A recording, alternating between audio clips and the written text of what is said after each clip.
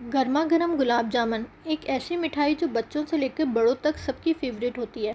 अगर आप भी बिल्कुल हलवाई जैसी टेस्टी गुलाब जामुन घर में बनाना चाहते हैं जिसे खाने के बाद दुनिया में कोई फ़र्क ना कर सके कि आपने इन्हें घर में बनाया है, इसके लिए आप इस वीडियो को एंड तक लाजमी देखें और घर में ट्राई करने के बाद मुझे लाजमी बताइएगा कि इस रेसिपी की तमाम इंस्ट्रक्शन फॉलो करते हुए आपने गुलाब जामुन बनाए वो कैसे बने।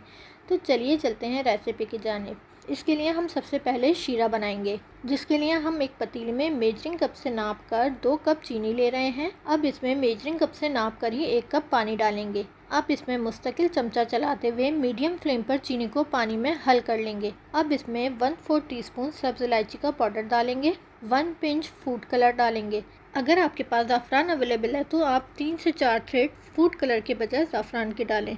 अब इसमें 1 टीस्पून रोज़ वाटर के डालेंगे, 1 टीस्पून नींबू का जूस डालेंगे, जिससे गुलाब जामुन के ऊपर चीनी जमेगी नहीं। अब तमाम अज्जा को शीरे में मिक्स करते हुए एक बॉयल आने तक पकाएंगे। याद रखिए, गुलाब जामुन का शीरा ज़्यादा नहीं पकाया जाता है, ये बस एक बॉयल आने तक ही पकाया जाता है। अब फ्लेम ऑफ कर देंगे। अब हम गुलाब जामुन के लिए डो तैयार करेंगे। इसके लिए हम एक बाउल में मेजरिंग कप से नापकर 1 कप ड्राई मिल्क ले रहे हैं। अब इसमें आधा कप मैदा डालेंगे, 1/4 टीस्पून सब्ज़ इलायची का पाउडर डालेंगे, 1 टीस्पून बेकिंग पाउडर डालेंगे। अब इन तमाम ड्राई इंग्रेडिएंट्स को अच्छे तरीके से मिक्स करेंगे। मिक्स करने के बाद अब इसमें 3 टेबलस्पून घी डालेंगे और दोबारा अच्छे से मिक्स करेंगे। अब इसमें एक अंडा लार्ज साइज़ का डालेंगे। अब इसको भी मिक्स करेंगे।